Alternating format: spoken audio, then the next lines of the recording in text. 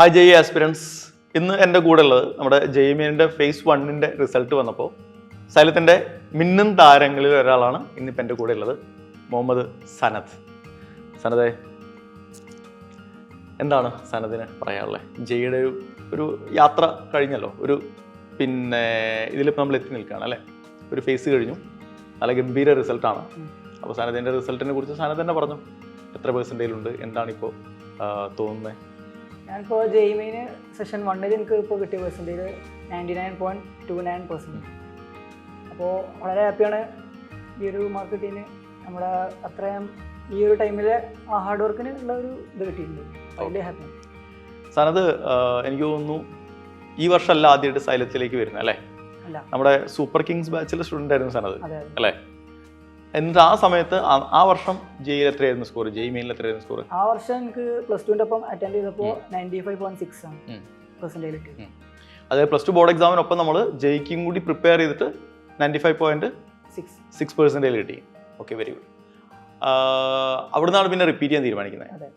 എന്തുകൊണ്ടായിരിക്കും xylem choose ചെയ്തിട്ടുണ്ടാവുക? Xylem ഇതുപോലെ ഞാൻ +2 സൂപ്പർ കിങ്സ് ചേർന്ന്. അതിൻ്റെ മുമ്പ് ഞാൻ 10 നിന്നൊക്കെ ലൈവ് ഇതൊക്കെ കണ്ടിരുന്നു. പിന്നെ സൈലത്തിൻ്റെ ക്ലാസ് +1 ഇങ്ങനെ കാണലുണ്ട്. അപ്പോൾ ടീച്ചേഴ്സൊക്കെ നല്ല ക്ലാസ് തന്നെയാണ്. പിന്നെ +2 സൂപ്പർ കിങ്സിനെ ഞാൻ ചേരാൻ വിചാരിച്ചു, ക്ലാസ്സിൻ്റെ ക്വാളിറ്റി കണ്ടിട്ട് തന്നെയാണ്. അപ്പോൾ ആ ക്ലാസ്സൊക്കെ ഇഷ്ടപ്പെട്ടു. അപ്പോൾ പിന്നെ 95.6 അത്യാവശ്യം കുഴപ്പമില്ലാത്തൊരു പെർസെൻറ്റേജ് കിട്ടി. അപ്പോൾ പിന്നെ ഇനി റിപ്പീറ്റ് ചെയ്താൽ ഒന്നുകൂടി ഇമ്പ്രൂവ് ചെയ്യുക എന്നുള്ള ഒരു ഇതിൽ ആണ് ഞാൻ പിന്നെ സൈലത്തിൽ തന്നെ ഓഫ്ലൈനായി കണ്ട് വരാമെന്ന് വിചാരിച്ചു. ഓക്കെ, സൈലത്തിൽ എനിക്ക് തോന്നുന്നു സനതൊരു പ്രത്യേക ബാച്ചിലായിരുന്നു അല്ലേ? അതെ, ആ ബാച്ചിന് പേരുണ്ട്, സൂപ്പർ 30 ബാച്ചിലായിരുന്നു. ആദ്യത്തെ ഫസ്റ്റ് അറ്റംപ്റ്റിലൊക്കെ നല്ല പെർസെൻറ്റേജിൽ ഇട്ട് ആളുകളെ എല്ലാവരും ഉൾപ്പെടുത്തിയിട്ടുള്ള ഒരു ബാച്ച്. ഓക്കെ, ആക്ച്വലി എനിക്ക് തോന്നുന്നു കുറച്ചുകൂടി കൂടുതൽ ആളുകളിലേക്ക് സൂപ്പർ 30യുടെ കാര്യങ്ങൾ അറിയേണ്ടതെന്ന് തോന്നുന്നു. വളരെ കുറച്ച് ആളുകൾക്ക് മാത്രമാണ് ഇപ്പോൾ അറിയാം.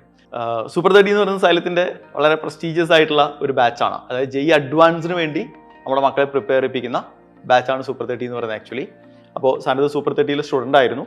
ഇപ്പം നിലവിൽ ജെയ് മെയിൻ്റെ ഫേസ് 1 97%-ലോ അതിന് മുകളിലോ സ്കോർ ചെയ്ത മക്കൾക്ക് ജെയ് അഡ്വാൻസിന് വേണ്ടിയും ഫേസ് 2 വേണ്ടിയുള്ള പ്രിപ്പറേഷന് സൂപ്പർ 30യിലേക്ക് കടന്നു വരാം. നമ്മൾ എറണാകുളത്തും കോഴിക്കോടൊക്കെ സൂപ്പർ 30യുടെ ബാച്ചസ് പുതിയത് സ്റ്റാർട്ട് ചെയ്യാൻ പോകുന്നുണ്ട്.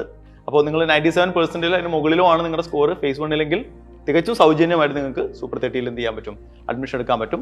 കേരളത്തിലെ ഫിസിക്സിൻ്റെയും മാത്സിൻ്റെയും അതുപോലെ തന്നെ കെമിസ്ട്രിയുടെ ഒക്കെ ലെജൻസ് ആണ് നിങ്ങൾക്ക് ക്ലാസ്സുകൾ എടുക്കുക. ആ ലെജൻസിനെ കുറിച്ച് എനിക്ക് തോന്നുന്നു സനത് തന്നെ പറയായിരിക്കും ഏറ്റവും കൂടുതൽ നല്ലത്. ഞങ്ങൾക്ക് മെയിനായിട്ട് ഈ 3 സബ്ജക്റ്റിനും ഫിസിക്സ്, കെമിസ്ട്രി, മാത്സിന് എടുത്തിരുന്ന മാത്തമാറ്റിക്സിന് ഇക്ബാൽ സാറ്, കെമിസ്ട്രിക്ക് റിജു സാറ്, പിന്നെ ഫിസിക്സിന് GP സാറ്. 3 പേരെന്ന് പറഞ്ഞാൽ ആ ഒരു സബ്ജക്റ്റിൽ അത്ര എക്സ്പേർട്ടാണ്. അത്രയും ടോപ്പ് ക്ലാസ് ആണ് കിട്ടിയിട്ടുള്ളത്. അതൊക്കെ കൊണ്ട് തന്നെ കാരണം തന്നെയാണ് ഏകദേശം ഈ ഒരു പെർസെൻറ്റേജിലേക്ക് എത്താനുള്ളത്. ഇക്ബാൽ സാർ എന്നൊക്കെ പറഞ്ഞാൽ മാത്തമാറ്റിക്സ് ഒക്കെ അത്രയും കൺസെപ്റ്റ് ആയിട്ട് നമ്മൾ കൺവിൻസ് ചെയ്തിട്ട് വിടുള്ളൂ. അത്രയും ഡീപ്പായിട്ട് പഠിപ്പിച്ചിരുന്നു സാർ. അപ്പോൾ പിന്നെ സാറിൻ്റെ പല ടാക്ടിക്കും ഇതൊക്കെ ആ മാത്സിനാണ് ഞങ്ങൾ കൂടുതൽ സ്ട്രെസ് ചെയ്തിട്ടുള്ളത് ഇപ്പോൾ ഈ ഒരു റിപ്പീറ്റ് ചെയ്യുന്ന ടൈമിൽ. അതുകൊണ്ട് മാത്സിനെ നല്ല ഇമ്പ്രൂവ് ചെയ്യാൻ പറ്റിയിട്ടുണ്ട്. പിന്നെ റിജു സാർ എന്ന് പറഞ്ഞാൽ അത്രയും വർഷം എക്സ്പീരിയൻസ് ഉള്ള റിജു സാറും GP സാറായാലും അത്ര എക്സ്പീരിയൻസ് ഉള്ള ടീച്ചേഴ്സാണ് ഞങ്ങൾക്ക് ക്ലാസ് എടുക്കുന്നത്. അപ്പോൾ 3 പേരും അടിപൊളിയാണ്. അത്രയും നല്ല ബെസ്റ്റ് ക്ലാസ് ഞങ്ങൾക്ക് കിട്ടിയിട്ടുണ്ട്. നമ്മൾ ഈ രാജാക്കന്മാരൊക്കെ പറയില്ലേ, ഫിസിക്സിലെ കെമിസ്ട്രിയുടെ മാത്സിലൊക്കെ രാജാക്കന്മാരെന്ന് പറയുന്ന ആ ഒരു പ്രൗഢിയോടുകൂടി പറയേണ്ട 3 പേരാണ് ആക്ച്വലി GP സാറ്, റിജു സാറുടെയും ഇക്ബാൽ സാറുടെയും ഒക്കെ. സൂപ്പർ 30യുടെ ക്ലാസ്സുകൾ ആക്ച്വലി എങ്ങനെയായിരുന്നു സനതെ? ക്ലാസ് എന്ന് പറഞ്ഞാൽ ഞങ്ങൾക്ക് രാവിലെ 6 മണി മുതൽ തന്നെ സ്റ്റാർട്ട് ചെയ്യും. ക്ലാസ് എന്ന് പറഞ്ഞാൽ നമുക്ക് ഹോസ്റ്റലിൻ്റെ മുമ്പിൽ തന്നെ ക്ലാസ് ഉണ്ടാക്കി തരും.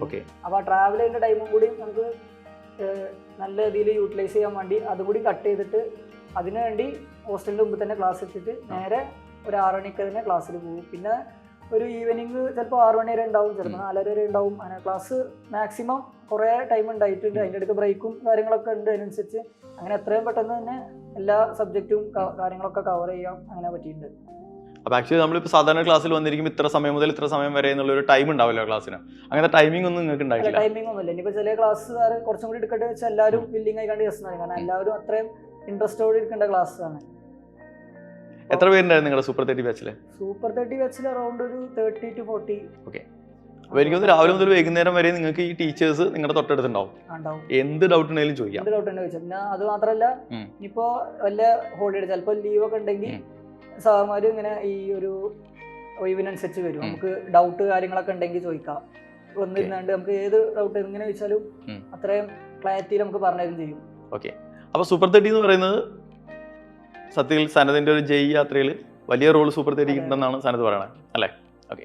വീട്ടിൽ നിന്ന് എങ്ങനെയായിരുന്നു സപ്പോർട്ട്? കാരണം നമ്മൾ +2 ബോർഡ് എക്സാമിനൊപ്പം അതും എനിക്ക് തോന്നുന്നു എടുത്തു പറയേണ്ട ഒരു കാര്യം, സനത് സ്റ്റേറ്റ് സിലബസ് പഠിച്ച ഒരാളാണ്. പുതിയ നമ്മുടെ നാട്ടിലൊരു ധാരണയുണ്ട്, സ്റ്റേറ്റ് സിലബസ് പഠിച്ച് വരുന്നവർക്ക് ജയ് കിട്ടില്ല എന്നൊരു ധാരണയുണ്ട്. ആ ധാരണ പൊളിച്ചെഴുതിയ ഒരാൾ കൂടിയാണ് സനത് എന്ന് പറയുന്നത്. അപ്പോൾ വീട്ടിലെ സപ്പോർട്ട് എങ്ങനെയായിരുന്നു?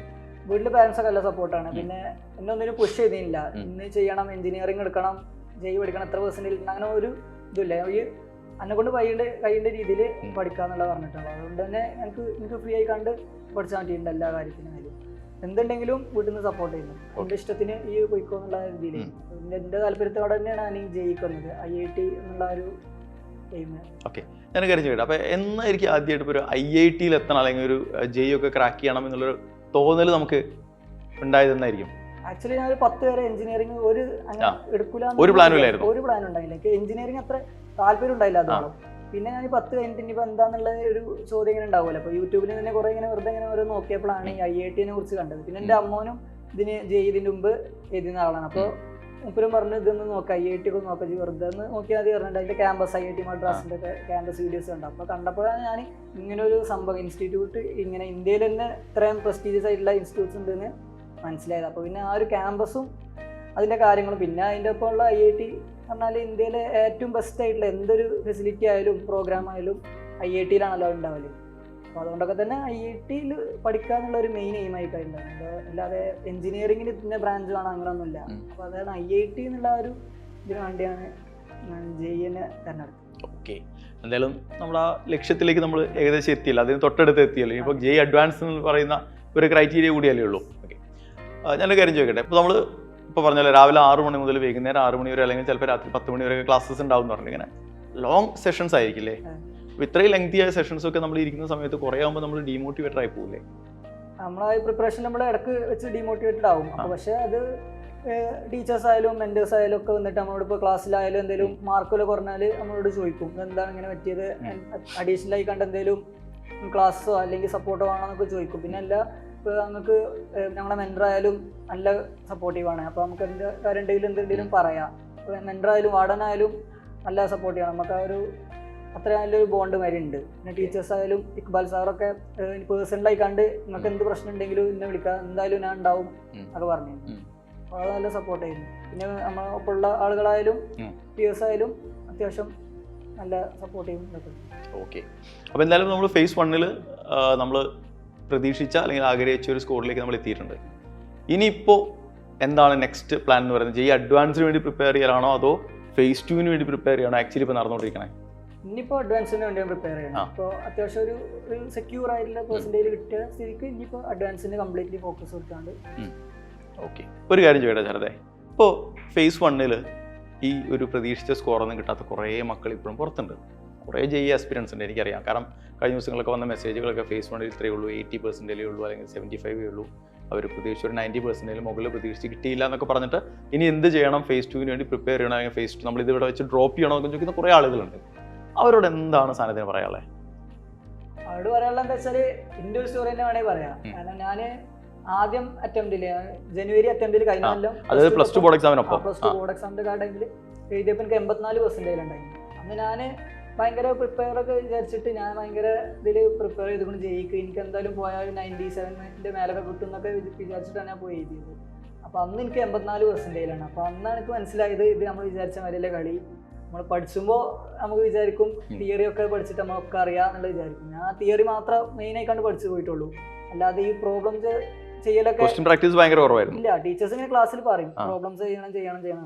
നമ്മൾ എനിക്ക് തിയറി ഒക്കെ എന്തായാലും അറിയാം. ഇനിയിപ്പോൾ അതിൻ്റെ ഒരു ബേസിൽ പ്രോബ്ലം ചെയ്യുന്നത് വന്നാൽ എന്തായാലും കിട്ടും എന്നുള്ളൊരു കോൺഫിഡൻസ്, ഓവർ കോൺഫിഡൻസ് ഉണ്ടായി കണ്ടാണ് പോയി ചെയ്തത്. അപ്പോഴാണ് 84% കിട്ടിയത്. അപ്പോൾ മനസ്സിലായി ഇത് കുറച്ചുകൂടി എഫേർട്ട് ഇടണമെന്ന്. അങ്ങനെയാണ് ഞാൻ പ്രോബ്ലംസ് ഒക്കെ ചെയ്യൽ തുടങ്ങിയത്.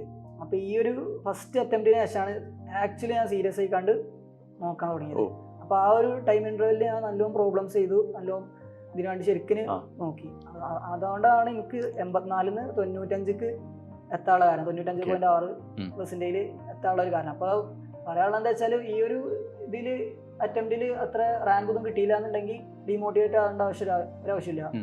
ഈ ഒരു ഇനിയുള്ള ടൈം അടുത്ത ഫേസ് വരെയുള്ള ആ ടൈമിൽ നന്നായി കഷ്ടപ്പെട്ടാൽ കിട്ടും. ഹാർഡ് വർക്ക് ചെയ്യാതെ വേറെ വഴിയൊന്നുമില്ല. നമ്മൾ എത്രത്തോളം ഹാർഡ് വർക്ക് ചെയ്യുന്നു അത്രത്തോളം അതിന്റെ റിസൾട്ട് ഉണ്ടാവും. അതെ അതെ, നമുക്ക് ആ ഒരു ബേസ് മാത്തമാറ്റിക്സ് ഇതൊക്കെ ബേസ് കണ്ടെന്നുണ്ടെങ്കിൽ പിന്നെ ഒരു പേടിയില്ല, നമുക്ക് അടുത്ത ബേസിന് വേണ്ടി അറ്റംപ്റ്റ് ചെയ്ത് എന്തായാലും നമുക്ക് ഷുവർ ആയിട്ടും കിട്ടും.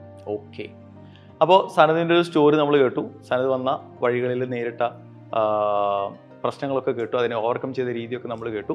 അപ്പോൾ ഫേസ് 1 തളർന്നിരിക്കുന്ന ആളുകളോടാണ്, നമ്മൾ തളർന്നിരിക്കേണ്ട ആളുകളല്ല, പൂർവാധികം ശക്തിയോടെ നമ്മൾ പോരാടാൻ വേണ്ടി പോകേണ്ട സമയമാണിപ്പോൾ.